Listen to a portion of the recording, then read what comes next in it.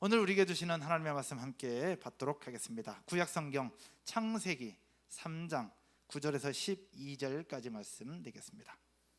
오늘 우리에게 주시는 하나님의 말씀은 구약성경 창세기 3장 9절에서 12절까지 말씀입니다. 우리 영상으로 예배하시는 분들도 함께 성경 찾으셔서 우리 한 절 한 절씩 교독하고요, 마지막 절은 함께 읽도록 하겠습니다. 제가 먼저 9절 읽겠습니다. 여호와 하나님이 아담을 부르시며 그에게 이르시되 네가 어디 있느냐? 이르되 내가 동산에서 하나님의 소리를 듣고 내가 벗었으므로 두려워하여 숨었나이다. 이르시되 누가 너의 벗었음을 내게 알렸느냐? 내가 내게 먹지 말라 명한 그 나무 열매를 네가 먹었느냐? 아담이 이르되 하나님이 주셔서 나와 함께 있게 하신 여자 그가 그 나무 열매를 내게 주므로 내가 먹었나이다. 아멘.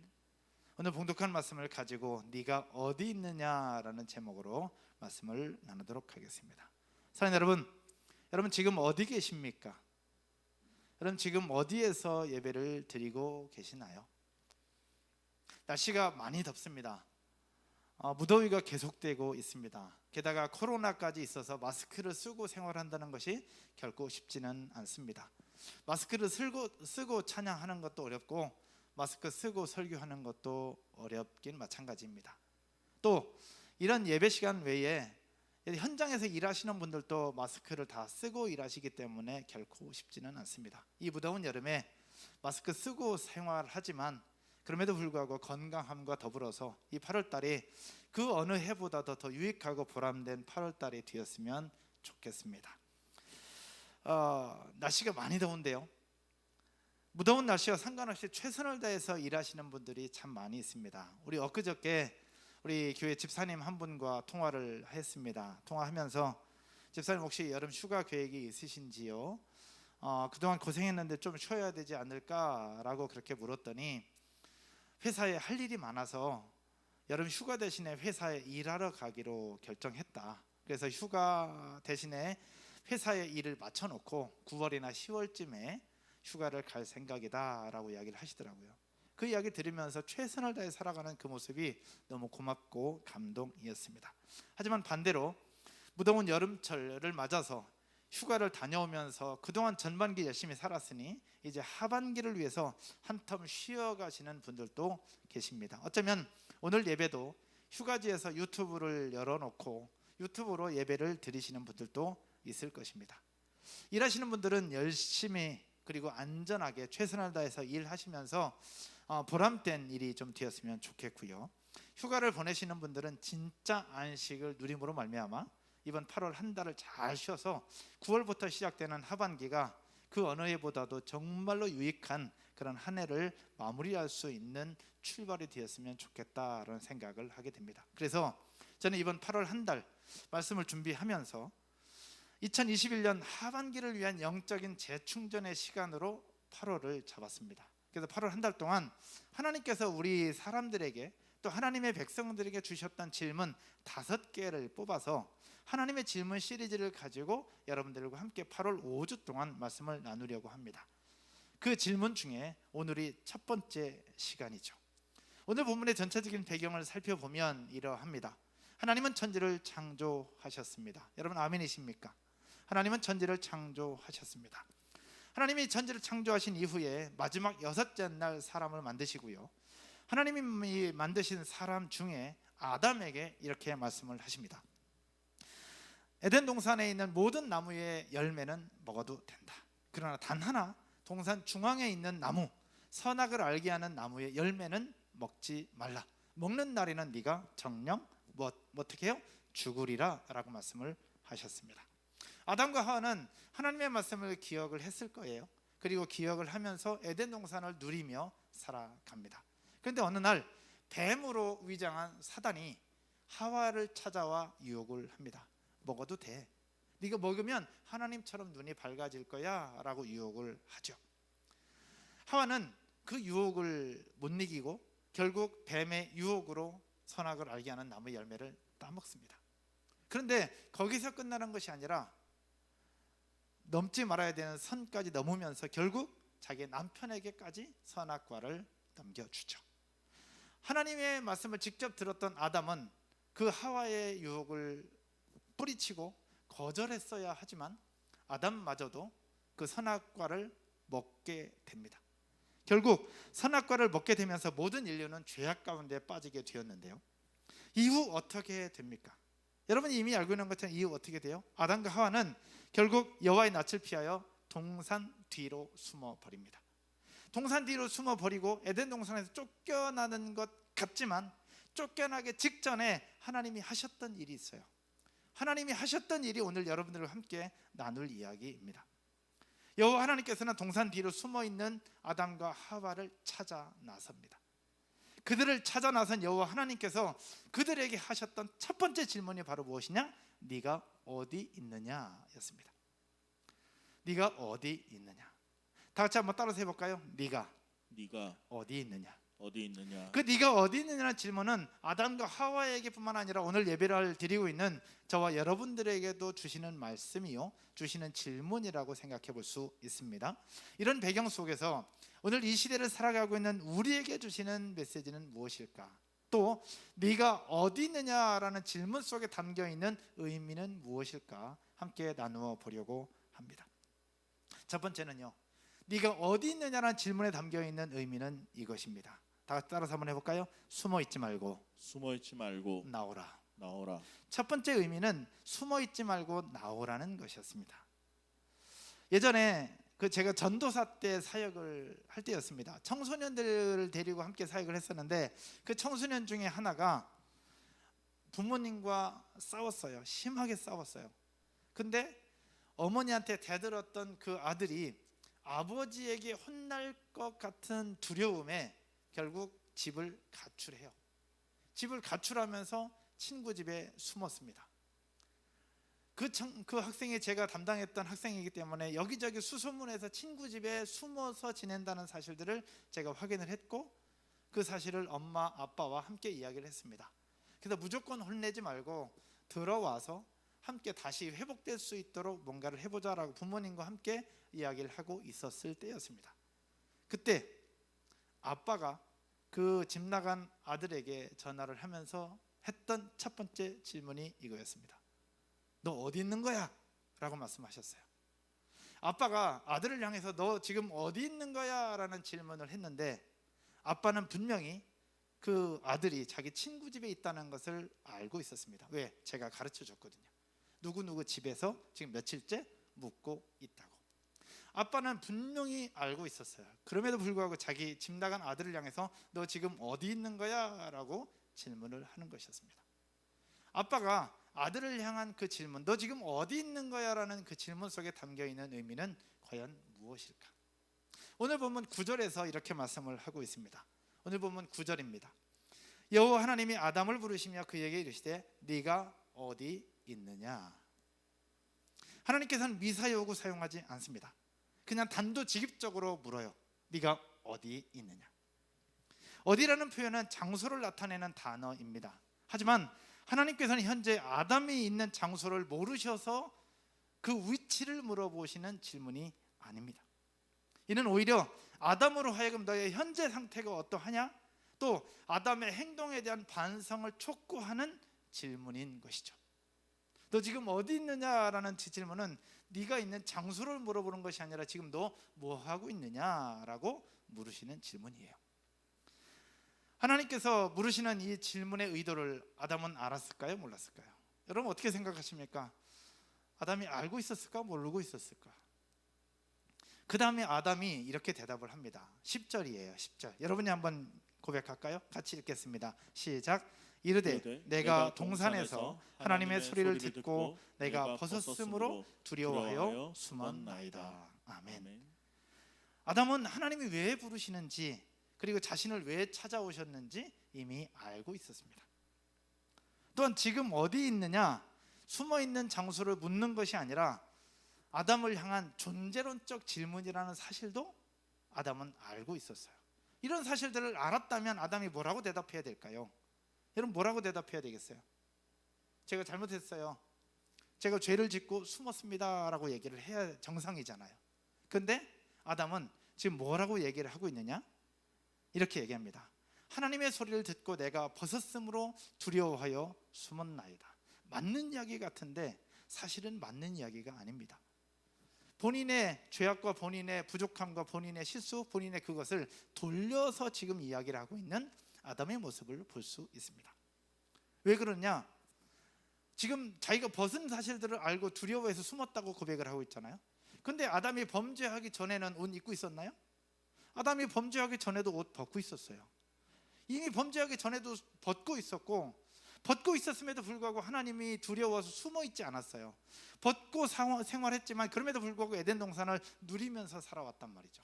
그런데 지금 똑같은 모습, 똑같은 상황인데 범죄한 이후에는 내가 벗었으므로 두려워하여 숨었나이다 라고 고백하는 그 말, 여러분 맞아요? 틀려요? 맞는 말이 아니에요. 이 얘기는 뭐냐면 변명 아닌 변명밖에 안 된다는 이야기예요. 우리가 아이들을 낳아서 키우다 보면 그런 일들이 있어요. 아이들이 잘못해서 너 지금 뭐 하는 거야? 라고 이야기를 했을 때 우리 부모들은 그 아이들의 모습을 다 알아요. 근데 우리 아이들은 어떻게 해요? 되도 안 되는 그런 변명, 여러 가지 변명들을 이야기를 하면서 엄마 아빠를 속이려고 얘기해요.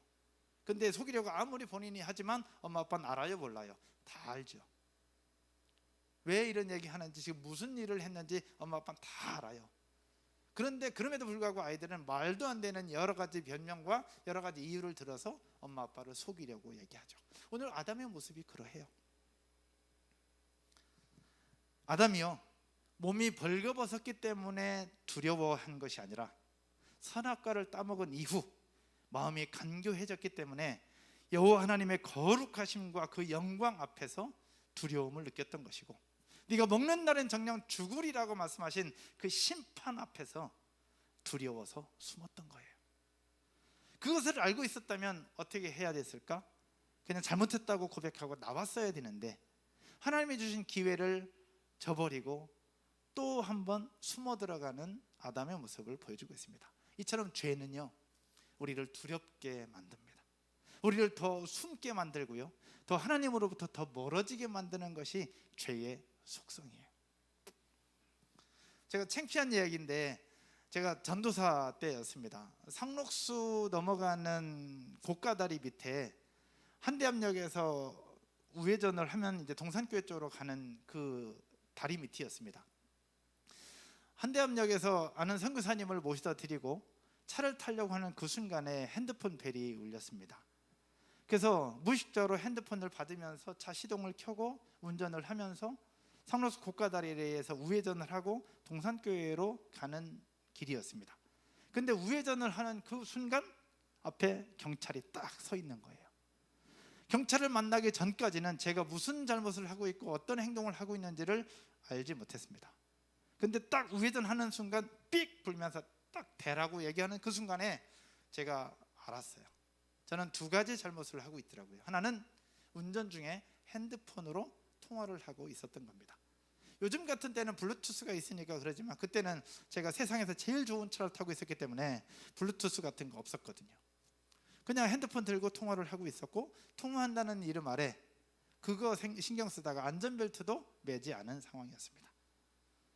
운전 중 핸드폰 통화, 지금은 모르겠는데 벌점 15점에 벌금 6만 원, 그리고 안전벨트 미착용, 벌점은 없지만 벌금 3만 원. 그때 당시에 얼마 받지 않는 전도사 사례비로 장장 9만 원의 벌점 15점을 받는다는 것은 너무 큰 아픔이었습니다. 근데 벌점이고 돈이고 일단 경찰한테 걸렸다는 그 자체가 기분이 나빴어요. 그래서 어떻게 하고 싶었느냐? 도망치고 싶더라고. 아, 이래서 뺑소니를 하는구나 라는 생각이 들 만큼 도망치고 싶었어요. 근데 그래도 전도사인데, 그리고 눈앞에서 걸렸는데 어떻게 도망치겠어요? 그래서 경찰 앞에서 차를 대놓고 창문을 열면서 무조건 싹싹 빌었습니다.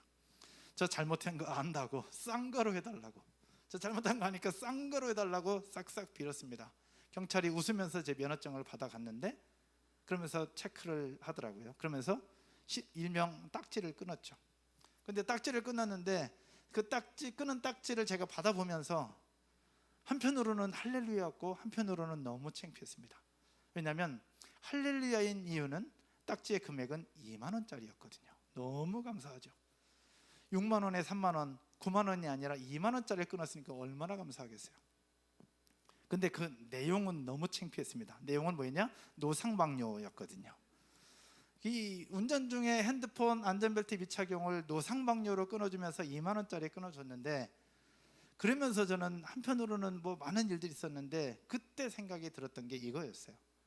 아, 죄를 지으면 그냥 단순히 교통법규를 위반한 거지만 죄는 두렵게 만들고 도망치게 만들고 피하게 되고 자꾸 숨기며 거짓말하게 만드는 특성이 있구나, 이런 습성이 있구나라는 사실들을 알게 되었죠. 오늘 아담이 하나님 앞에서 왜 이렇게 변명을 하고 있느냐? 바로 지은 죄 때문에 그러한 거예요. 사랑하는 여러분, 아담은 죄를 범함으로 말미암아 영광과 거룩을 볼 수 있는 영의 눈이 가리워지고 수치와 악을 보는 육의 눈이 밝아졌던 거예요. 그래서 아담은 그렇게 죄로 말미암아 벌거벗은 자신의 영혼을 발견하고 수치를 느끼는 것과 동시에 심판에 대한 두려움을 갖게 되면서 숨었던 겁니다. 사랑하는 여러분, 아담이 가지고 있었던 두려움, 그는 이 두려움으로 에덴 동산 뒤로 숨어들었어요. 그렇다면 사랑하는 여러분, 하나님께서 오늘 저와 여러분들에게도 질문하실 수 있다고 생각합니다. 주일 예배를 드리는 이 시간, 너희는 어디에 있느냐라고요. 주일 예배를 드리는 이 시간, 너희는 어디 있느냐? 물론 장소적으로 얘기하면 현장에서 섬기는 스태프들이 계시고 온라인으로 예배하시는 분들도 계실 거예요. 또 어떤 분들은 소파에서 앉아서 예배드리는 분도 계시고, 어떤 분들은 예배상 딱 챙겨놓고 성경책 펴놓고 정자세로 앉아서 화면을 보면서 예배를 드리시는 분도 계실 거예요. 또 어떤 분들은 소파에 누워서 예배드리는 분들도 계실 수 있고요. 어떤 분들은 앞에는 목사가 설교하지만 핸드폰 들고 인터넷 검색을 하고, 어떤 분들은 게임을 틀어놓고 계시는 분도 계실 수도 있어요. 이것이 바로 위치적인 이야기고 상황적인 이야기입니다. 하나님께서 우리에게 주시는 말씀 뭐냐? 네가 어디 있느냐? 오늘 예배를 드리는 이 시간 너는 어디 있느냐라고 물으신다면 여러분들은 과연 뭐라고 대답을 하시겠습니까? 코로나는 계속되고 더위도 계속되는 요즘, 너는 어디에 있느냐라고 물으실 때 여러분들은 뭐라고 대답을 하시겠습니까? 네가 어디 있느냐라는 이 질문은 위치를 이야기하는 질문이 아니라 우리의 존재론에 대한 질문입니다. 너의 영적 상태는 어떠한가에 대한 질문이고, 하나님과의 관계는 어떠한가에 대한 질문입니다. 결국 여호와께서 물으시는 존재론적 질문 앞에 여러분들은 뭐라고 대답을 하시겠습니까? 저는 이렇게 고백하고 싶습니다. 숨어 있지 말고 솔직함을 가지고 하나님께 나아오라. 다 따라서 한번 해볼까요? 숨어 있지 말고 솔직함을 가지고 하나님께 나아오라. 이 8월 한 달이 더 이상 숨어 있는 달이 아니라, 숨어 있는 시간이 아니라, 숨어 있는 삶이 아니라, 부족함이 있지만, 연약함이 있지만, 죄가 있지만 숨어 있는 것이 아니라 그 부족함을 가지고 하나님 앞에 다시 나아와서 하나님과의 관계를 회복함으로 말미암아 여러분에게 주신 에덴 동산을 누리고, 그 에덴 동산을 누림으로 말미암아 남은 하반기를 살아갈 수 있는 저와 여러분 모두가 되고, 이번 8월 한 달이 되기를 주님의 이름으로 축복합니다. 아멘. 아멘이십니까? 아멘. 두 번째요, 네가 어디 있느냐라는 질문에 담겨있는 두 번째 의미는 이것입니다. 따라서 한번 해볼까요? 책임을 회피하지 말라. 두 번째 의미는 책임을 회피하지 말라입니다.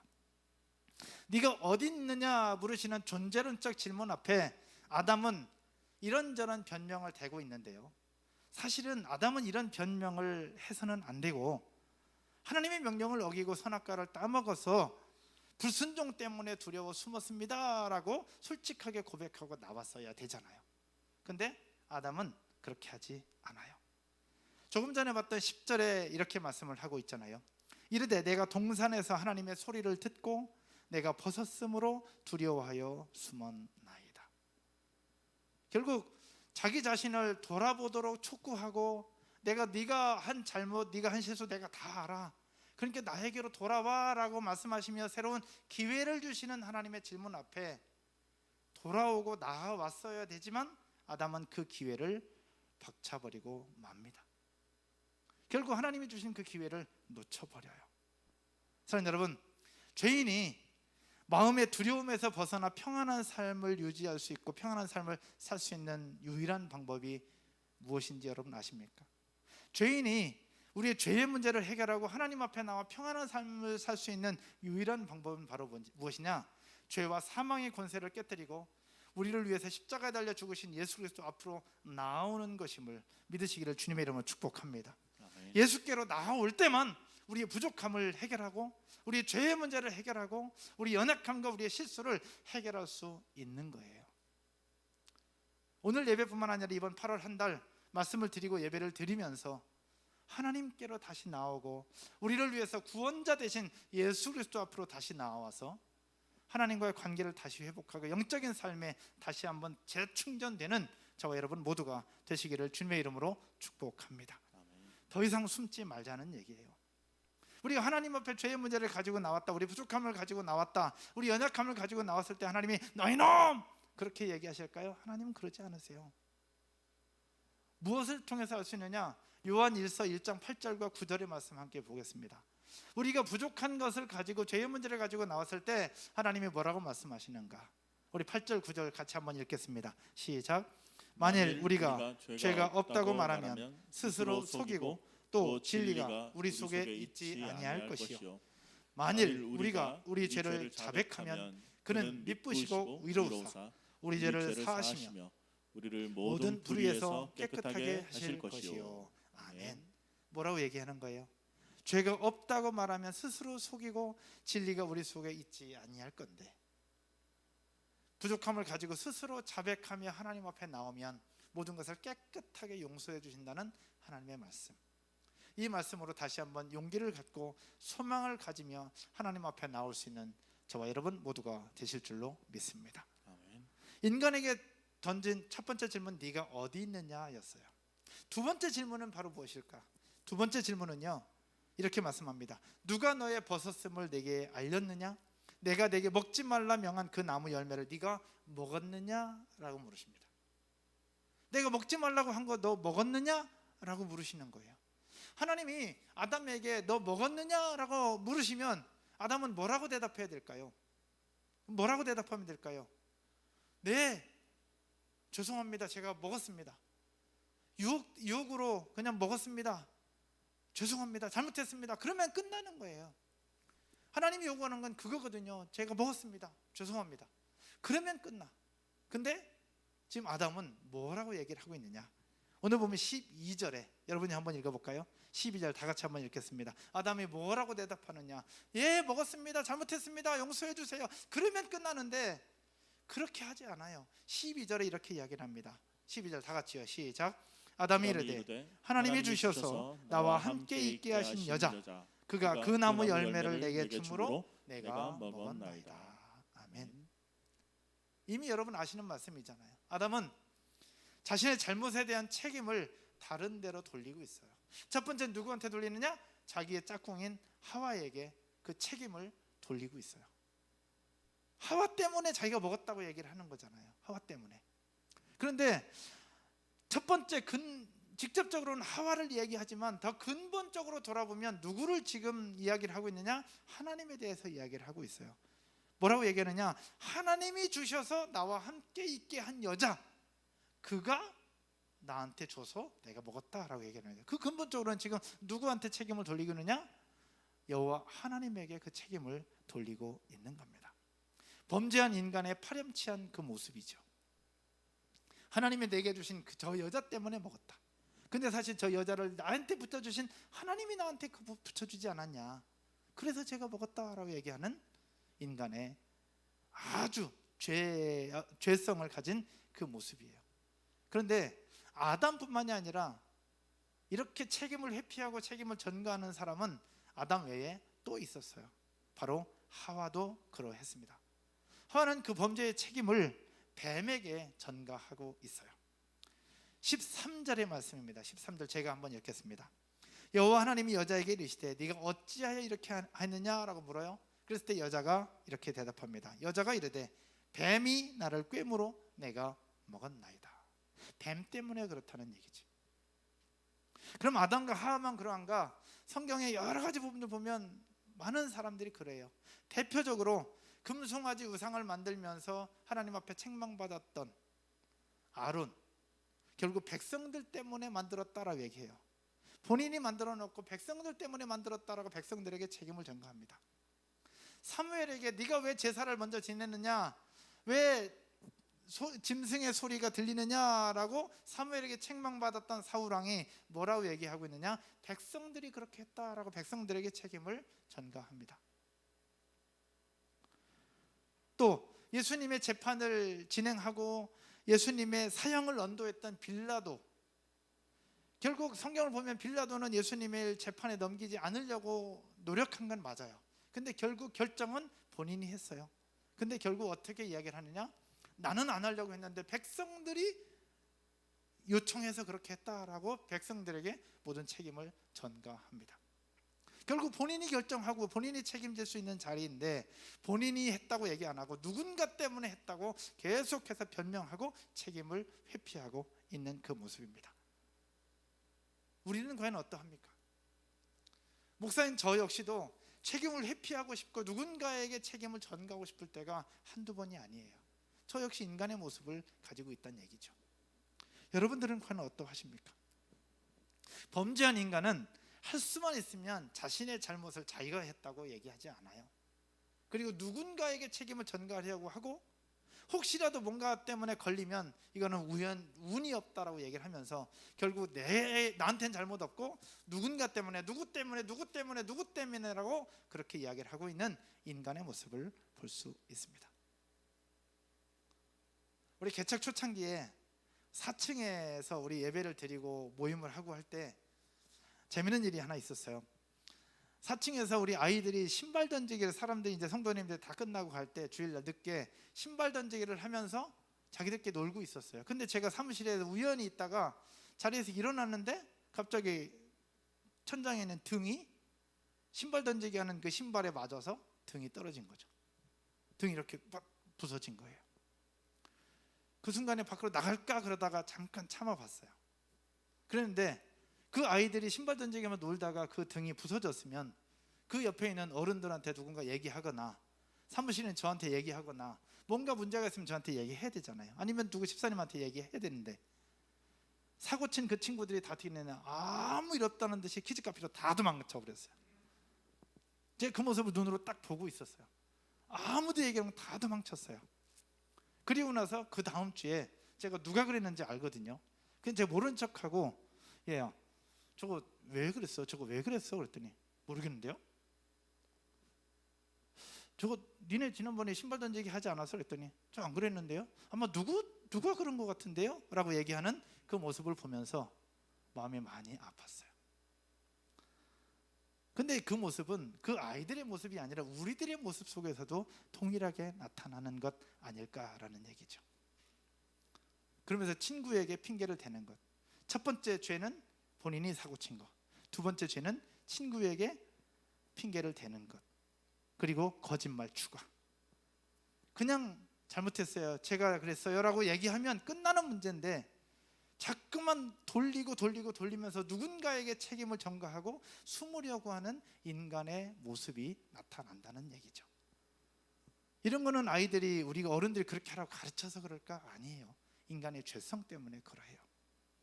여러분, 사람은 속일 수 있을지 몰라도 하나님은 속일 수 없습니다. 그러므로 우리가 이런 책임 전가를 회피하는 방법을 통해서 자신이 저지른 죄를 없앨 수는 없습니다. 책임을 회피하거나 누군가에게 책임을 떠넘기는 것은 본인이 잘못한 것을 넘어서 거짓말 하나, 또 더 큰 죄를 추가하는 또 다른 결과를 낳게 된다는 것을 우리는 알아야 합니다. 사랑하는 여러분, 여러분은 과연 어떠하십니까? 이 8월 한 달, 무더위가 계속되는 이 시간, 그리고 코로나가 시작된 작년 3월부터 지금 한 해를 넘기면서 8월에 이르기까지 여러분들의 모습은 과연 어떠하십니까? 코로나가 계속되면서 현장 예배와 현장에서 모이는 셀 모임이 어려워졌습니다. 그러다 보니까 우리 영적인 삶이 무뎌진 것도 사실이에요. 무뎌졌어요. 그래서 마음이 아파요. 어떻게 해서라도 현장으로 오고 싶고 어떻게 해서라도 예배를 드리고 싶고 모임하고 싶지만 쉽지 않다는 건 압니다. 그래서 저희도 이렇게 저렇게 노력을 하고 있는 거거든요. 그것 때문에 무력해지거나 무뎌진 것이 사실입니다. 그러나 반대로 생각해 보면 이렇습니다. 코로나로 인해서 재택근무가 가능해지면서 큐티를 하고 말씀 묵상을 할 수 있는 시간이 더 많아졌다는 거예요. 아침에 출근하고 운전해서 1시간 넘게 운전해서 가던 그 거리를 이제 재택근무하면서 그 시간에 남은 거예요. 잠도 더 잘 수 있고 큐티도 더 할 수 있고 말씀도 더 읽을 수 있는 그런 상황이 생기는 것도 사실입니다. 또 현장에서 모이지 못하지만 줌으로라도 셀 모임을 할 수 있는 환경이 열리면서 함께 찬양하고 축복기도 하고 폭탄기도는 못하지만 함께 기도해주고 함께 은혜를 나눌 수 있는 사실도 있거든요. 그렇게라도 우리가 모일 수 있다는 것 자체도 굉장한 은혜잖아요. 그런데 여전히 우리는 코로나 때문이라고 핑계를 대고 있을 수 있다는 얘기죠. 코로나 때문에 안 돼요. 코로나 때문에 못 갈 것 같아요. 코로나 때문에 어려울 것 같아요. 코로나 때문에 계속해서 코로나에게 모든 책임을 전가시키고 책임을 회피하고 있는 모습이 우리 속에 있는 것은 아니냐라는 거죠. 코로나 핑계, 현장 예배를 드릴 수 없다는 핑계, 줌 모임을 하는데 줌 모임이 부담스럽다는 핑계, 이 화면을 보고 화면 키는 것도 어렵고 화면 보고 이야기하는 것도 어렵다는 그런 핑계, 여러 가지 그런 부분들이 우리 속에 있는 것은 아니냐라는 얘기죠. 내가 감당해야 되고 내가 감수해야 되는 부분이 분명히 있음에도 불구하고 누군가 대상을 정해놓고 누군가에게 책임을 전가하고 있는 것은 아니냐라는 얘기죠. 그 누군가는 코로나일 수도 있고 환경일 수도 있고 4단계를 발표한 정부일 수도 있겠고 우리의 상황 속에서 우리를 힘들게 하는 또 다른 요소일 수도 있어요. 누구라고 볼 수는 없어요. 그러나 중요한 것은 우리 스스로를 한번 돌아보자는 얘기입니다. 아담이 하와 때문에 그렇다. 하와를 내게 붙여주신 하나님이 그렇게 된 것 아니냐. 그리고 하와는 뱀 때문에 그렇다. 사울왕은 백성들 때문에 그렇다. 자꾸 누군가에게 책임을 전가하고 누군가에게 책임을 감당하라고 하는 것이 아니라 내 스스로를 한번 돌아볼 수 있는 오늘이 되었으면 좋겠고 8월 한 달이 되었으면 좋겠다라는 얘기예요. 그래서 하나님은 오늘 저와 여러분들에게 묻습니다. 사랑하는 아들아, 사랑하는 딸아, 네가 어디 있느냐? 이것은 위치를 물어보는 질문이 아니라 우리의 존재를 물어보는 질문입니다. 말씀의 결론을 맺으면서요, 이번 8월 한 달 5가지 질문을 가지고 함께 나눌 것입니다. 오늘 첫 번째로 네가 어디 있느냐. 이것은 위치를 물어보는 질문이 아니라 존재를 물어보는 질문이었습니다. 그런데 오늘 본문 9절부터 봤는데 앞에 8절을 보면 놀라운 사실 하나를 발견할 수 있습니다. 8절의 말씀입니다. 같이 한번 읽겠습니다. 다 같이요. 시작. 그들이 그날 바람이 불 때 동산에 거니시는 여호와 하나님의 소리를 듣고 아담과 그의 아내가 여호와 하나님의 낯을 피하여 동산 나무 사이에 숨은지라. 아멘. 아담과 그의 아내가 여호와의 낯을 피하여 동산 나무 사이에 숨었다라고 하는 표현이에요. 근데 이 숨기 전에 어떤 일들이 있었느냐? 앞부분에 이렇게 기록합니다. 그들이 그날 바람이 불 때 동산에 거니시는 여호와 하나님의 소리를 들었다는 거예요. 바람이 불 때 동산에 거니시는 여호와 하나님의 소리를 들었다. 여기서 거니신이라는 표현이 있어요. 이건 거닐다는 표현이에요. 거닐다는 표현은 뭐냐? 누군가 시켜서 걷는 게 아니라 여호와 하나님 스스로 거니시는 거예요. 이거는 그냥 단순히 그냥 내가 걸어가는 것을 이야기하는 것이 아니에요. 여기서 여호와 하나님께서 거니시는 여호와 하나님의 소리를 들었다. 여호와 하나님 이렇게 거니시면서 뭐 하셨을까요? 거니시면서 뭐 하셨을까? 여호와 하나님이 뭐 하셨을까요? 여호와 하나님께서는 동산을 거니시면서 이렇게 말씀하셨어요. 아담아, 아담아, 너 어디 있니? 아담아, 아담아, 너 어디 있니? 아담아, 너 어디 있는 거야? 네가 어디 있니? 그렇게 찾으시는 거예요. 아담은 분명 주의 말씀에 불순종하고 주의 말씀을 외면하면서 너 어디 있니? 라고 물었을 때 제가 잘못했습니다라고 회개하고 돌아오는 것이 아니라 또 변명하고 누군가에게 책임을 전가하고 또 거짓말하고 또 그런 모습이 계속해서 보였던 사람이 아담이었어요. 그럼에도 불구하고 하나님은 동산을 거니시면서 계속해서 그를 부르시고 그를 찾으셨던 거예요. 동산에 거니시는 여호와 하나님의 소리, 이 소리는 바로 무엇이냐? 아담아, 아담아, 너 어디 있는 거니? 집 나간 아들을 찾으시는 아빠처럼, 집 나간 아들을 찾으시는 엄마처럼 죄짓고 도망치고 죄짓고 숨어있는 아담을 찾으시면서 돌아오기를 기다리시는 하나님 아버지의 그 사랑의 소리로 그를 계속해서 부르시며 찾으시는 그 하나님의 마음이 여기 담겨 있는 거예요. 아담은 그 하나님의 마음을 알고 있었음에도 불구하고 숨고 변명하고 책임을 회피하고 있는 것 아닐까요? 하나님은 오늘 이 시간 저와 여러분들에게도 동일하게 말씀하십니다. 동산을 거닐면서 우리를 찾고 계십니다. 우리를 부르고 계십니다. 여러분 아멘이십니까? 아멘. 동산을 거니시면서 우리를 부르고 계세요. 여러분의 일하는 직장을 다니시면서 직장 속에 들어가서 우리를 부르고 계세요. 우리를 부르고 계십니다. 우리 얼마 전에 지난주에 수술하고 오늘 엔지니어 자리에서 앉아있는 김인 집사님을 향해서 하나님 부르십니다. 김인아, 김인아 너 어디 있니?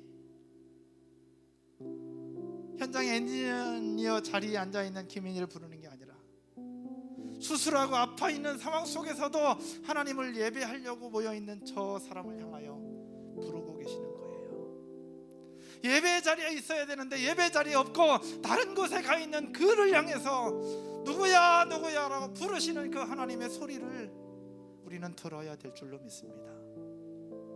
사랑하는 여러분, 우리를 부르시는, 동산에 거니시면서 우리를 부르시는 여호와 하나님의 소리를 들으시기를 주님의 이름 축복합니다. 그 소리를 들으시면서 하나님 앞으로 다시 나오는 오늘이 되었으면 좋겠고, 이번 한 주가 되었으면 좋겠고, 이번 8월 한 달이 되어지기를 주님의 이름으로 축원드립니다. 여러분 아멘이십니까? 하나님은 오늘 또 우리에게 말씀하십니다. 네가 어디 있느냐? 다 같이 자리에서 일어나셔서 찬양 하나 드리면서 오늘 예배를 마무리하도록